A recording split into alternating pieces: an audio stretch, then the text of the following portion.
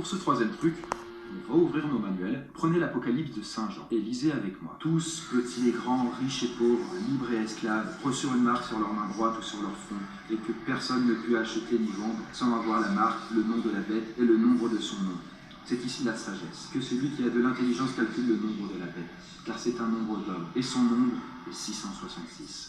Qu'est-ce à dire que ceci? Qu'est-ce à dire que ceci? Eh ben je vous traduis. Saint Jean est l'un des disciples de Jésus-Christ dans la religion chrétienne, et il a rédigé l'Apocalypse entre 86 et 96 approximativement. Et il s'agit du dernier livre du Nouveau Testament. Et Jean y raconte ce qu'il déclare comme la révélation de Jésus-Christ. En gros, c'est une sorte de texte prophétique. Il prédit l'avenir. Et dans un futur plus ou moins proche, à son époque, Jean affirmait qu'un jour viendrait où tout ce qui s'achètera et se vendra sera marqué du signe de la bête, c'est-à-dire le nombre 666. Et là, vous vous dites, c'est n'importe quoi. Eh bien, selon une théorie, pas tant que ça. Démonstration. Prenez ce paquet de biscuits, cette bouteille d'eau et même ce rouleau de PQ. Voilà. Qu'est-ce que ces choses ont en commun? Bon, elles s'achètent, ouais, elles se vendent aussi, mais si vous réfléchissez, leur code barre.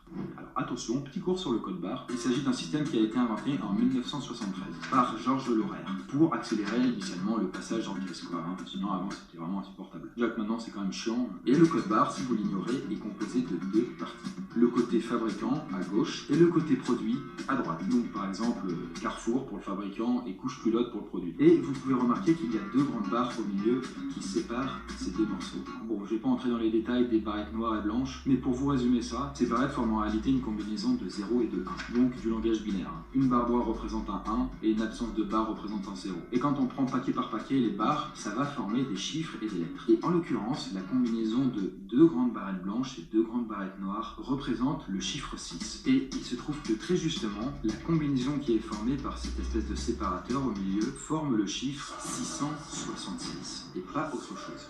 Je rappelle que tout ça n'est qu'une suite logique de 0 et de 1. Mais d'un œil humain, quand on l'interprète ensuite, c'est bien 666 que l'on voit. Et qu'est-ce qui est dit justement dans l'Apocalypse qu'on a lu? Il est dit que le nombre de la bête sera un nombre d'hommes. Un nombre qui d'ailleurs a été repris par les Illuminati, ou en tout cas par le mythe Illuminati. Donc certains disent que ce code barre c'est un coup des Illuminati, une sorte de clin d'œil de leur part pour montrer au reste de l'humanité qu'ils sont derrière tout ça, mais ils n'ont pas envie de se montrer. Une vidéo sur les Illuminati, pourquoi pas, un jour.